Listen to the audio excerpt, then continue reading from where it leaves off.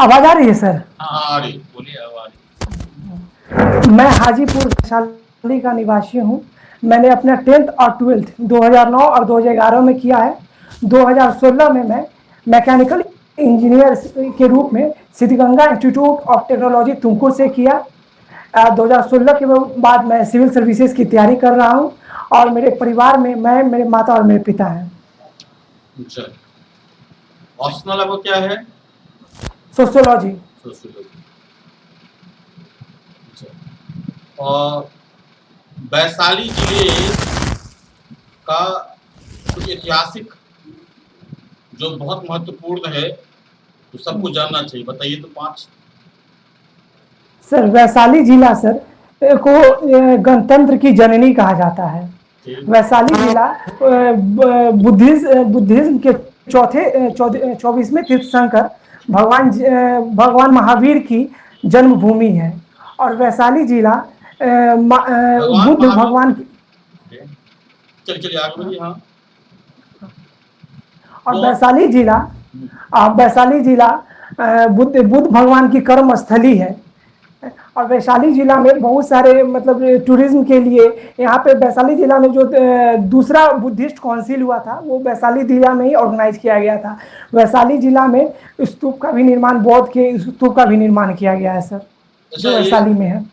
किस मगध के शासक की राजधानी वैशाली थी? क्या सर? किस मगध के शासक की राजधानी वैशाली थी? अच्छा, मगध प्रशासक की राजधानी। हाँ, किस मगध शासक की राजधानी वैशाली थी? अच्छा, ये अभी मुझे याद नहीं आ रहा सर। अच्छा ये बताइए मुझे, संस्कृतिकरण क्या है? संस्कृतिकरण उसे कहते हैं जब जब लोअर कास्ट किसी भी डोमिनेंट कास्ट के रूल्स, रेगुलेशन, कस्टम को वो कॉपी करती है ताकि वो अपने सोशल हायरार्की में वो नीचे से ऊपर जा सके। जैसे कि उनका पहनावा और दावा, खान पान और मीट, जैसे जो जो लीकर है उसको पीना, ये सब को छोड़कर वो डोमिनेंट कास्ट के रूल्स रेगुलेशन को फॉलो करती है। उसे संस्कृतिकरण कहते हैं। ये एम.एन. श्रीनिवास के द्वारा ये थ्योरी दी गई थी। तो ये बताइए, मुंडा विद्रोह जो है क्या जी, संस्कृतिकरण का परिणाम है? मुंडा विद्रोह नहीं सर, मेरा ये मानना नहीं है कि मुंडा विद्रोह, जहाँ तक मेरी निजी राय है, कि वो संस्कृतिकरण का परिणाम है। क्योंकि वो एक ब्रिटिश शासन के दौरान जो मुंडा समुदाय के लोगों के साथ जो ज्यादती की गई, उनके लैंड राइट्स छीने गए, उन्हें हाई रेवेन्यू टैक्स देना पड़ा, उनके कल्चर में इनडायरेक्टली इन्फिल्ट्रेट किया गया, उससे वो आज आकर क्रिश्चियन को बढ़ावा दिया गया उनके इस ये में, उनके दायरे में, इसलिए मुंडा विद्रोह किया गया। अच्छा, ये प्रभु जाति की जो संकल्पना एम.एन. श्रीनिवासन ने दी है, आप प्रभु जाति किसको मानते हैं बिहार में? सर प्रभु जाति का मतलब sir advanced caste, higher cast?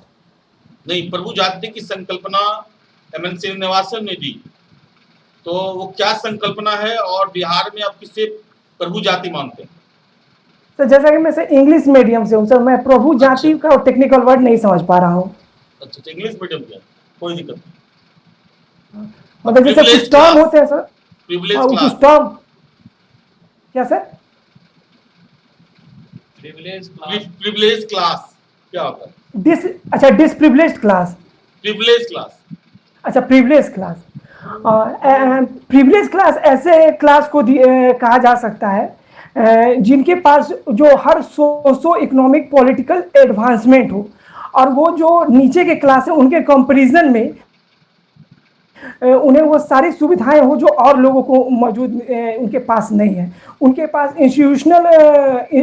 Institutional mean हो ताकि जिससे वो अपने सोसाइटल गोल या पर्सनल गोल को अचीव कर सके, उसे हम प्रिविलेज्ड क्लास कहते हैं सर। ऐसा देखा गया है कि बिहार में प्रिविलेज क्लास का अलग अलग दशकों में अलग अलग प्रिविलेज क्लास रही, ऐसा क्यों? सर क्योंकि ये एक कॉन्सेप्ट है सर, डोमिनेंट क्लास, उसके कारण ये आया है कि आप पहले ये देखा जाता था कि जो उच्च जिसे हम लोग उच्च जाति के वर्ग कहते हैं, उन्हीं को मतलब प्रिविलेज क्लास माना जाता था। लेकिन आज़ादी के बाद या ग्रीन रिवॉल्यूशन के बाद या एलपीजी रिफॉर्म के बाद ये देखा गया है कि बहुत सारे वर्गों को जो मतलब जो डेमोक्रेटिक प्रिंसिपल है, जैसे इक्वालिटी, लिबर्टी और जो भी रिजर्वेशन है, उनके कारण उन्हें उनकी काफ़ी प्रगति हुई और धीरे धीरे वो नीचे क्लास से ऊपर क्लास चले गए। तो हम लोग देखते हैं कि बहुत सारे वर्ग हैं जो प्रिविलेज क्लास के केस में आ चुके हैं sir. So what is the difference between cult and sect? Cult and sect, yes sir बताता हूं मैं, एक सेकंड सर मैं बता रहा हूं सर। कल्ट उसको उस एक रिलीजियस समूह को कहते हैं जो सर जो मतलब जो अपने मूल रिलीजन से पूर्णतः भिन्न होता है और वो नई सोच को जन्म देता है, उसे हम कल्ट कहते हैं। लेकिन सेक्ट का जहाँ तक बात है, वो एक मूल रिलीजन से तो बनता तो है, लेकिन वो सर बैकवर्ड जाता है। मतलब वो अपने एंशियंट टाइम में जो कल्चर थे उनको वो हाईलाइट करता है। जैसे कि हम लोग कल्ट सेक्ट बोल सकते हैं, जो आर्य समाज थे वो कल्ट थे, वो सेक्ट थे।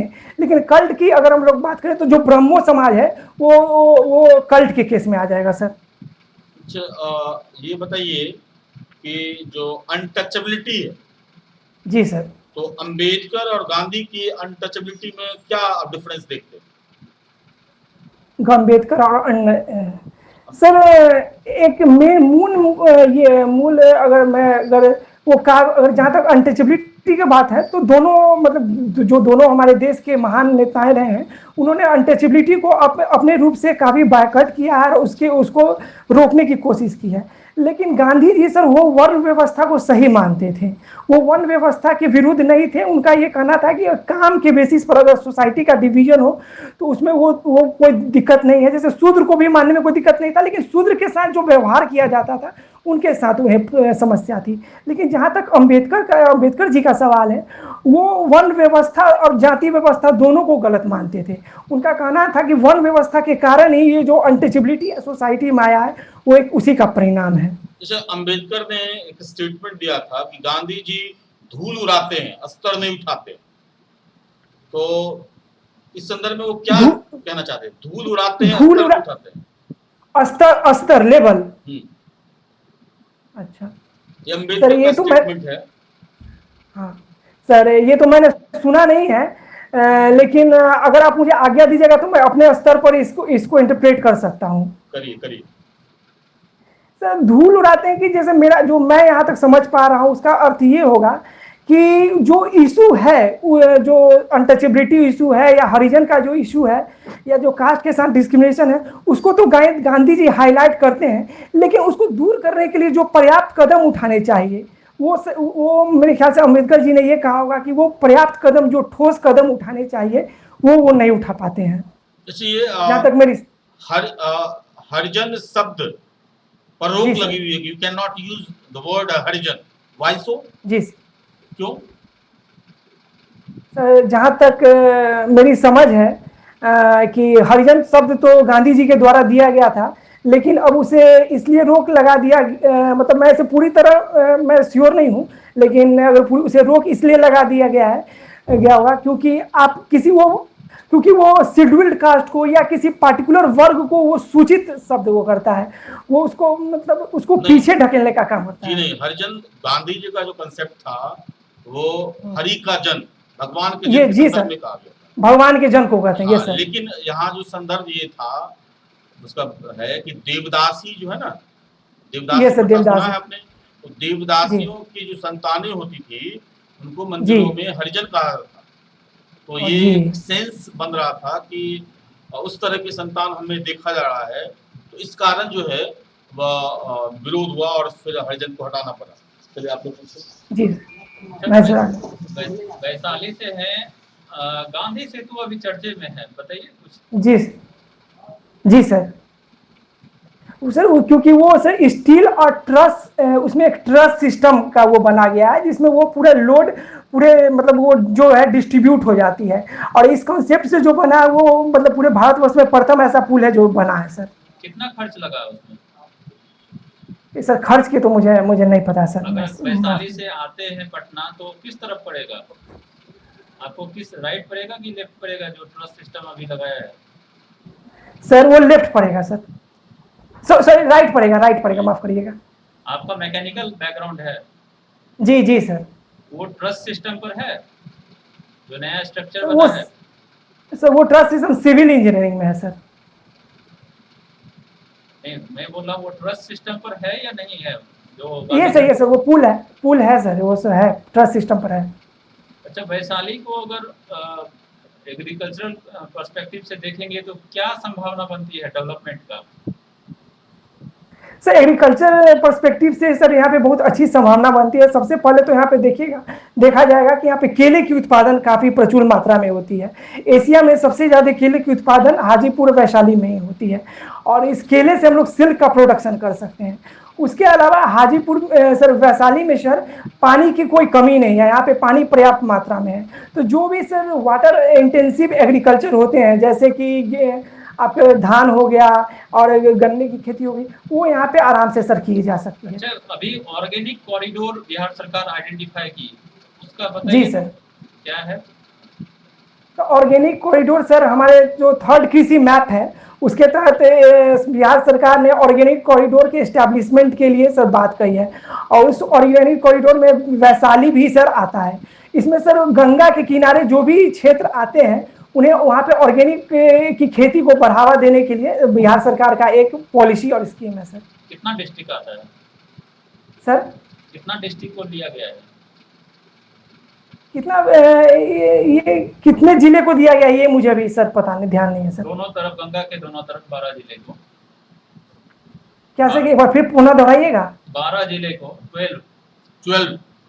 12 जिले को रखा गया। अच्छा जी सर, जी ओके, शुक्रिया सर। आपका इंजीनियरिंग बैकग्राउंड है, अभी प्रेसिडेंस में क्या लिए हैं बीपीएससी में? पोस्ट प्रेफरेंस में क्या लिए हैं? सर डीएसपी लिया हूँ सर। फर्स्ट डीएसपी लिए हैं, फिर? जी सर। उसके बाद? Yes sir, SDM. अभी कुछ काम कर रहे हैं? नहीं सर, मैं सिविल सेवा की पूर्णतः तैयारी में लगा हुआ हूँ सर। कोई वर्किंग नहीं है 2016 के बाद से? जी यस सर, जो कोई कार्य नहीं कर रहा। बीटेक 16 था पास आउट? यस सर, 2016 में पास आउट हूँ सर। तो ये बीटेक का क्या इस्तेमाल होगा एज ए डीएसपी? किसका sir?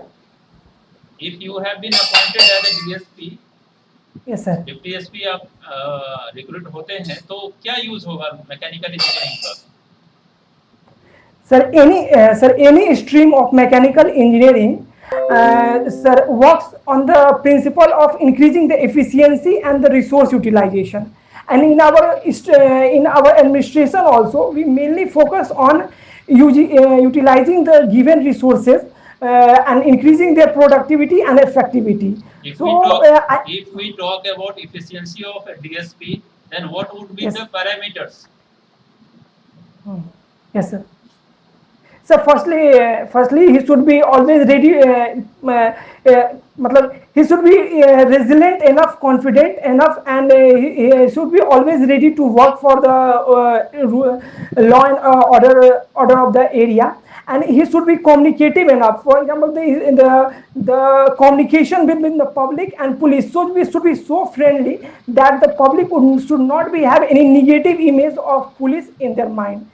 And he should also there should be a link. A DSP should maintain a link between the higher authority, their subordinate, and the public. अभी corona crisis में क्या role रहता अगर आप रहते तो?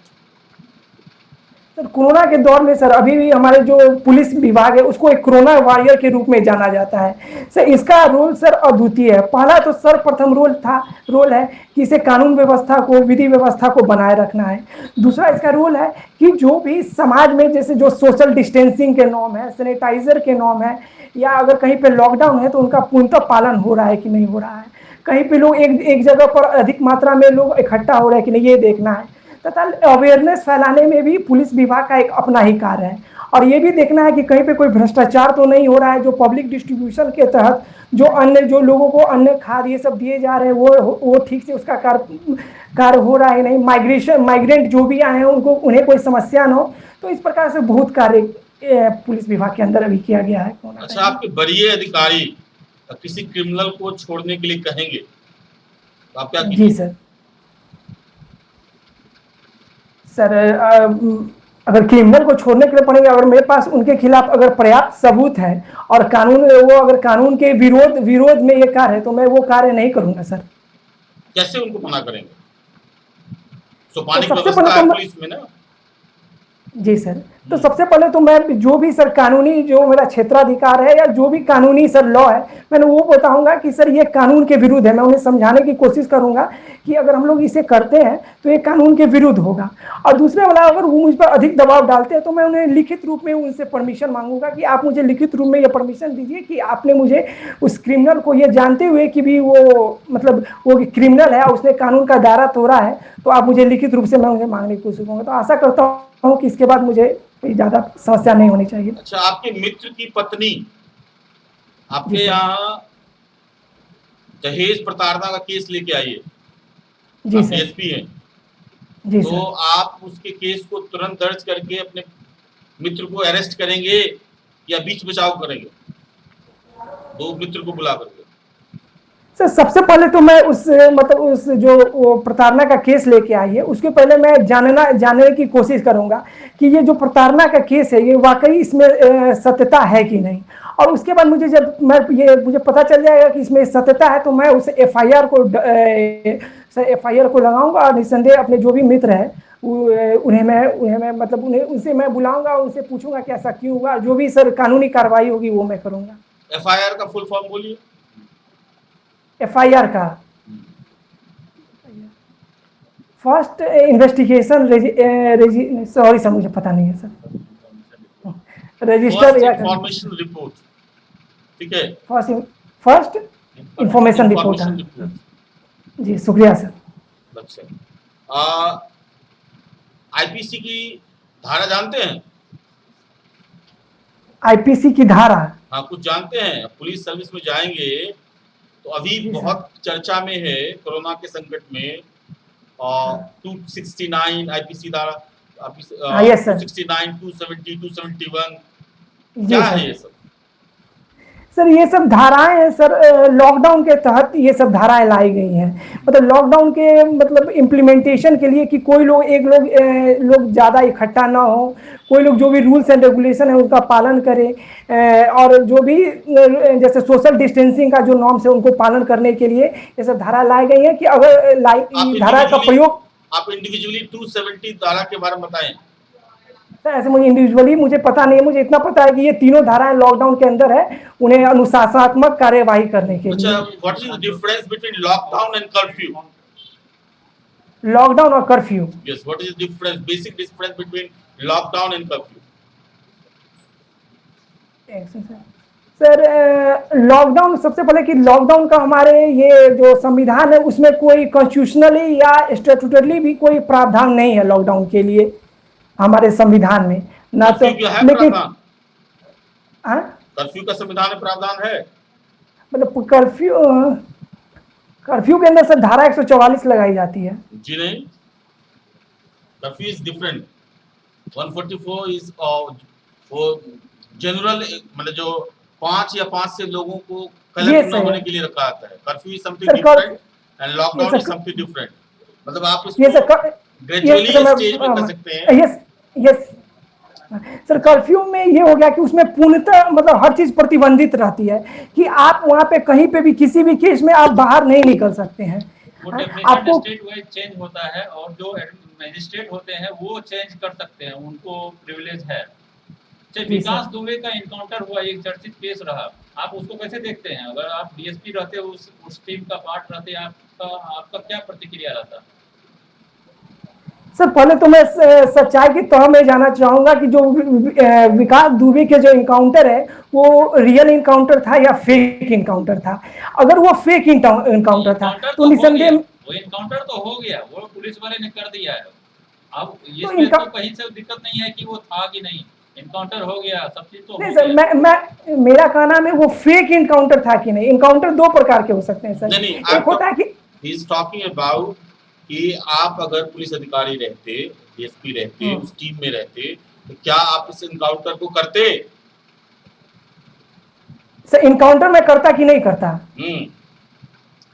तो मैं अगर वो मेरे पुलिस विभाग को कोई हानि नहीं पहुंचा रहा है तो मैं निसंदेह उसका इनकाउंटर नहीं करता, क्योंकि ये मेरे 8 आदमी को मार दिया, 60 आदमी उससे पहले मारा था, अब कितना गलती करता है सर? नहीं सर, क्योंकि नहीं, वो जो टीम उसको ले जा रही थी सर मध्य प्रदेश से उत्तर प्रदेश, अगर वो उसको कोई हानि नहीं पहुंचाता, उसका जान का कोई रिस्क नहीं होता, तो मैं निसंदेह इनकाउंटर नहीं करता, क्योंकि मेरा कार्य सर जस्टिस देना मेरा कार्य नहीं है, वो मेरे क्षेत्राधिकार से भिन्न है। ये जस्टिस देना सर कोर्ट का काम है। अगर मैं वो कार्य करता हूं तो लोगों का कोर्ट से विश्वास उठ जाएगा। ये हम लोग सर डेमोक्रेसी में रहते हैं, मोबोक्रेसी में नहीं रहते हैं। तो मैं इसे निसंदेह मैं कभी इनकाउंटर नहीं करता, ना मैं इसको सपोर्ट करता हूँ। Very good, very good, very good. अब थोड़ा सा हम लोग असेसमेंट कर, आप लोग पूछना है, पूछिए। अभी आपने जी सर जी, अभी आपने कुछ देर पहले सैनिटाइजर टर्म का यूज किया था, आवाज आ रही है? किस चीज का यूज किया? Sanitiser. Yes sir, sanitiser, yes sir. Sanitiser में क्या कंपोजिशन होता है, इस चीज के बारे में बताइए। जी क्षमा करिएगा सर, मैं इसे बाद में पढ़ने की कोशिश करूंगा, मुझे पता नहीं। अच्छा ठीक है, और ये बताइए कि अभी कुछ आईपीसी की धारा की चर्चाएं हो रही थी कुछ दिन पहले। आईपीसी की धारा अभी कुछ दिन पहले, यानी कि विगत 1 वर्ष पहले सुप्रीम कोर्ट द्वारा आईपीसी की धारा 377 पर कुछ वर्डिक्ट दिया गया था, वो क्या होता है? Yes sir. सर आईपीसी धारा 377 सर एलजीबीटी कम्युनिटी के लिए है। सुप्रीम कोर्ट के द्वारा ये कहा गया था कि एलजीबीटी कम्युनिटी का जो सेक्सुअल इंटरकोर्स का जो होता है वो मतलब वो उनका पर्सनल अफेयर है, हम लोग उसमें कोई इंटरफेरेंस नहीं करना चाहिए सर। तो ये इसी एलजीबीटी धारा के दिया गया। इसका फुल फॉर्म क्या होगा? एलजीबीटी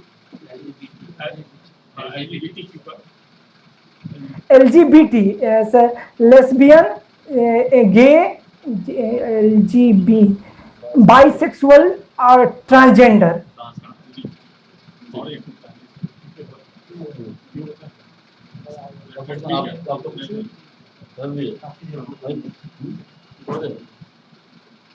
इंटरनेशनल रिलेशन पढ़े हैं? जी सर। इंटरनेशनल रिलेशन देखे? यस सर, देखा हूँ सर। अच्छा, ये निसंदेह हाल ही में अमेरिका और तालिबान के बीच जी सर पैक्ट हुआ है, ठीक जी है सर जी। भारत पर इस पर क्या क्या नकारात्मक प्रभाव पड़ेगा? सर निसंदेह सर भारत पर नकारात्मक इसके प्रभाव पड़ सकते हैं, क्योंकि हमने अफगानिस्तान में बहुत सारे उनके इंफ्रास्ट्रक्चर डेवलपमेंट में बहुत सारे पैसा खर्च किया है तथा एनर्जी खर्च किया है। तो अगर तालिबान जैसे आतंकवादी संगठन का कंट्रोल अगर अफगानिस्तान में पड़ सकता है तो हमारी जो कोशिश है कि एक समृद्ध देश बनाया जाए अफगानिस्तान को, तो उसमें हमें कुछ नुकसान सामना करना। नुकसान क्या होगा? आर्थिक नुकसान सर ये होगा कि सर हम लोग सर इसके साथ जैसे चाबहार पोर्ट जो हमने बनाया है उसके थ्रू हम लोग चाहते थे कि रेल कनेक्टिविटी से अफगानिस्तान को जोड़ा जाए और वहाँ के जो भी खनिज रिसोर्सेज हैं उसका हम लोग यूज कर सकते हैं अपने लिए ट्रांसपोर्टेशन के थ्रू। तो ये एक ये, और हमने अभी बहुत सारे कार्यक्रम से सर वहाँ पे सर आर्थिक हम लोग वहाँ बहुत सारे हम लोग ने इंफ्रास्ट्रक्चर पर इन्वेस्ट किया था सर। तो वो इंफ्रास्ट्रक्चर सर एक प्रकार से मतलब असुरक्षा के दायरे में आ जाएगा, तो वो एक नुकसान है सर। चलिए ठीक है, अब हम लोग असेसमेंट। देखिए, जब आप बात कर रहे हैं तो आप ये मत बोलिए कि हम बताते हैं। आपका ओवरऑल प्रेजेंटेशन बहुत बढ़िया रहा, इसका कोई दिक्कत नहीं है, बट आप कैजुअल मत होइए। आप ये मत समझिए कि इधर का आदमी आपको जानता है। इंटरव्यू जैसा होगा वैसा ही है। आप ये मत बोलिए कि हम ठीक हम बताते हैं कैसा होगा। सोचना, जैसे कि सोच रहे हैं कुछ फेशियल एक्सप्रेशन कुछ और हो जाए, ऐसा नहीं होना चाहिए। ये थोड़ा प्रैक्टिस करना पड़ेगा। जैसे सब चीज़ ठीक है, बट ऐसा नहीं फील हो कि सामने वाला आदमी को ऐसा लगे कि ये कुछ टाइम ले रहा है, कुछ सोच रहा है या कुछ प्रॉब्लम में है। जी सर।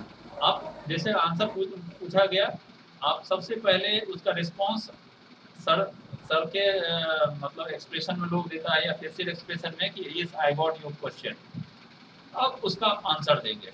आंसर देने में कहीं कोई दिक्कत नहीं था, और जो वे है उसमें थोड़ा प्रैक्टिस की जरूरत और होगी, बाकी ठीक है। दूसरा वैशाली जिला है ना जी सर, ऐतिहासिक रूप से बहुत समृद्ध जिला है। जी सर, ठीक है, तो आपको उससे वैशाली जिले में से काफी क्वेश्चन पूछे जाएंगे। ठीक है, आप छोटे छोटे जानकारी को रखेंगे, बहुत समृद्धि है ऐतिहासिक रूप से, तो छोटे छोटे चीजों को आप जानेंगे बढ़िया से। ठीक है, तो वैशाली जिले के बारे में जैसे मैंने कहा कौन सा शिशुनाग की राजधानी जो थी वो वैशाली थी, शिशुनाग की। ठीक है, चुनाव की शिशुनाग की राजधानी वैशाली थी। ठीक है, और उसमें और भी पूछा जा सकता है, जैसे आम्रपाली के बारे में पूछा जा सकता है। जी सर, यस सर।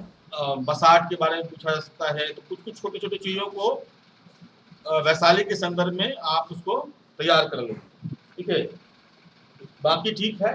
कितना मार्क आप लोग कितना मार्क दे रहे हैं?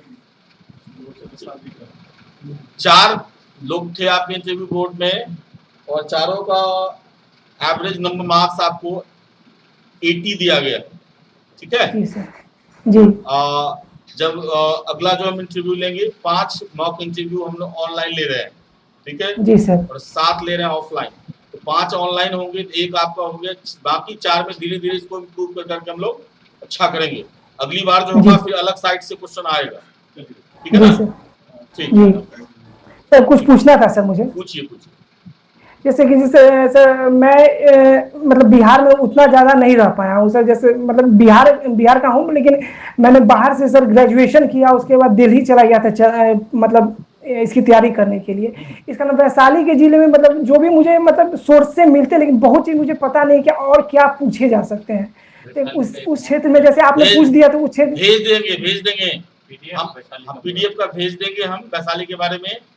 हम हर एक डिस्ट्रिक्ट को भेज रहे हैं। ठीक है, आप 15 डिस्ट्रिक्ट का भेज चुके हैं। वैशाली का पूरा डिटेल आपको PDF मिल जाएगा। ठीक है जी सर। और एक ये सर कि मतलब जैसे कुछ प्रश्न है जिसका मैं जब जवाब देता हूँ तो उससे मैं संतुष्ट नहीं हूँ। जैसे कि मैंने सोचा था कि वैसा आप DSP आप बिहार पुलिस अफसर क्यों चुनते हैं, तो ये देखा गया है सर जो वैशाली की जो कानून व्यवस्था है वो काफ़ी अच्छी नहीं है। तो मैं सोचा था कि ये मैं बताऊंगा कि यहाँ की कानून व्यवस्था ठीक नहीं है, जिसके मतलब मुझे लगा कि कैसे कोई कानून व्यवस्था के कारण किसी जगह के डेवलपमेंट पर फर्क पड़ता है। तो फिर मुझे लगा कि ये एक निगेटिव सेंस में किसी चीज़ का जवाब शायद नहीं देना चाहिए, मतलब वैशाली की बुराई करके मतलब ये कहना। तो मतलब इस सब चीज़ में कुछ कंफ्यूजन है जो मैं 1-to-1 डिस्कशन में मतलब अगर मुझे कोई समय मिल जाता था 15-20 मिनट, तो मुझे कुछ समस्याएं थी जो मैं पूछ सकता था। वो जो क्वेश्चन आप राइज कर रहे हैं बिल्कुल सही है। आप नेगेटिव का अपने आप को लाके सॉल्यूशन लाके उसको पॉजिटिव कर सकते हैं कि यहाँ जो होता है, जैसे आपको मान लीजिए कोई प्रॉब्लम दिया गया, उस प्रॉब्लम का आपने सॉल्यूशन दिया, तो यही आंसर होता है हमेशा। आप कभी हाईलाइट बहुत नेगेटिव नहीं करना है, बट देखिए लॉ एंड ऑर्डर में बहुत अच्छा नहीं है सर, स्टिल अभी कुछ प्रॉब्लम्स हैं जिसको और अच्छा किया जा सकता है। इसको इकोनॉमिक टर्म में इफिशियंसी बोलते हैं कि एडमिनिस्ट्रेशन में भी इफिशियंसी लाने की ज़रूरत है। और उसमें अगर टेक्नोक्रेट लाइक बीटेक इंजीनियर अगर आते हैं तो वो कुछ ज़्यादा टेक्नोलॉजी का यूज़ करके इफिशियंसी एडमिनिस्ट्रेशन में ला सकते हैं। जैसे मोबाइल ट्रैकिंग, अगर कोई लॉ एंड ऑर्डर वायलेट कर रहा है, उसका मोबाइल को ट्रैक करना आपके लिए इजी है in comparison to simple commerce graduate और arts graduate. So here you will get special as accordingly in various context. Like कुछ जो टेक्स्ट है इंग्लिश में, अभी साइबर क्राइम हो रहा है तो साइबर क्राइम में टेक्स्ट इंग्लिश में यूज करता है, तो जो जनरल आदमी है वो उसको तुरंत कन्वर्ट नहीं कर सकता है, डिकोड नहीं कर सकता। आप इजीली कन्वर्ट कर सकते हैं उसको, इन्वेस्टिगेशन में ज़्यादा आप घुस सकते हैं। तो साइबर क्राइम अभी बहुत ज़्यादा पॉपुलर है। आप कोई बोल लेगा पहले कि मेरे अकाउंट से पैसा निकाल लिया, जो नॉर्मल आदमी है, नॉर्मल पुलिस का भी आदमी है, वो बोलेगा तुमने अकाउंट से कैसे निकाल लिया, लेकिन आपको ये समझ में आ जाएगा कि हाँ ये होता है, निकाल सकता है। तो आप उसको मतलब एक सॉल्यूशन की ओर आप आगे बढ़ सकते हैं। तो अकॉर्डिंगली बहुत सा ऐसा सेक्शन है जिसमें आप मने मन आप प्रॉब्लम खोलिए, उसका सॉल्यूशन अपने मन में ही दोहराइए, और जैसा पूछा जाएगा 2-4 क्वेश्चन इसी टाइप से पूछ सकता है, सिचुएशनल आंसर देना है। आंसर देने का मतलब सिंपल है कि हम सिस्टम में बैठे, उस सिस्टम को हमने कैसे रन किया, बस। सर 2 सवाल और है सर। एक ही कि सर मेरा वॉइस जो वो असर्टिव है क्या सर? जैसे मैं कई जगह से सुना हूँ कि जैसे वॉइस को आप थोड़ा सा मतलब स्मूथ, मतलब ये करिए, मतलब स्मूथ नहीं होता है, एकदम मीठापन लाइए। वो भी नहीं है, ठीक है, ठीक है, बहुत ज्यादा नहीं है, वो टेंशन की जरूरत नहीं है, ठीक है, ठीक है। पीस ठीक था। सर जैसे कुछ क्वेश्चन है जो आपने मुझे पूछा, तो उसको ऐसा मुझे लगता है कि जैसे मैं जैसे एफआईआर का फुल फॉर्म पूछा, तो मुझे ये पता है कि फर्स्ट इन्वेस्टिगेशन, तो वहां पे मैं गेस करूं या उसको सीधे छोड़ दूं कि मतलब जैसे कोई गलती आंसर दे देता? हाँ, बताते हैं। जब इंटरव्यू बोर्ड में पूछा जाए तो अगर आपके 100% नहीं है तो सॉरी सर, अभी ध्यान में नहीं है, ठीक है, या रिकॉल नहीं कर पा रहा, या आप आज्ञा लेके पूछ सकते हैं, sir I am not certain but can I guess, ठीक है, या कुछ। तो अगर वो कहेंगे, अलाउ करेंगे, तो आप गेस करके दे सकते हैं, ठीक है। लेकिन कोशिश ये करेंगे कि गेस भी करें तो लगता है कि सही सही हो। गलती करने की अगर लगा कि हम अगर सही नहीं बोल पाएंगे तो उससे बेहतर है। मैंने इंटरव्यू का एक क्लास दिया था कि आप अगर आंसर नहीं देते हैं पॉइंटेड क्वेश्चन को तो कोई दिक्कत नहीं है, एनालिटिकल क्वेश्चन को अगर आप आंसर नहीं देते हैं तब दिक्कत है, ठीक है ना। तो एफआईआर लेकिन जानना चाहिए, कुछ चीज जानना चाहिए जो पुलिस से जुड़ा हुआ आप जब भी देंगे तो वो पूछा जाएगा। तो कुछ चीज आपको लेकिन अगर आप स्किप करेंगे, सॉरी सर कह देंगे, तो उससे बहुत नेगेटिव नहीं जाता है। गलती कहने से बेहतर है कि आप उसको छोड़ ही दें। और अगर गेस करना है तो आप परमिशन लेके दे सकते हैं, लेकिन गेस करने से पहले सोच लें कि सही में हमारी जानकारी है या नहीं, ठीक है।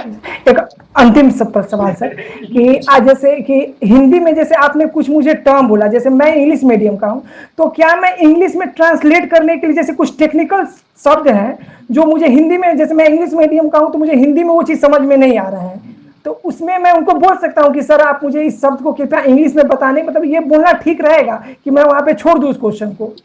नहीं, आप जब दो चीज है कि बोर्ड में आपने इंग्लिश मीडियम दिया होगा तो बोर्ड में सारे लोग इंग्लिश मीडियम में नहीं बात करेंगे, ठीक है। जी जी सर जी। ये मतलब 100% श्योर रखें। तो इसमें एक चीज अगर आपको ना समझ में आए तो आप जरूर पूछें, ठीक है, लेकिन रिस्पेक्टफुली पूछिएगा कि मुझे इसका नहीं समझ में आता है, इसमें कोई बुरी बात नहीं है। लेकिन इस चीज को ध्यान में रखिएगा, अगर इंग्लिश में पूछा जाए तो इंग्लिश में जवाब दीजिएगा और हिंदी में पूछा जाए तो हिंदी जवाब दीजिएगा। ऐसा तो ये बोल सकता हूँ कि ये टर्म आप मुझे सर इंग्लिश में बता दीजिए, जैसे ये टेक्निकल टर्म मुझे हिंदी में नहीं समझ में आ रहा है। ऐसे नहीं कहिएगा, ऐसा नहीं माँ से इसका ऐसा मैं इसका हिंदी समझ नहीं पा रहा हूँ, अगर आप आपकी कृपा होगी तो इंग्लिश में बता दिया जाए तो मेरी बेहतर समझ हो सकती है। सर पोलाइटली दिखाना, ठीक है। तो बहुत अच्छा लगा सर, शुक्रिया सर, मतलब बहुत अच्छा लगा। Thank you sir.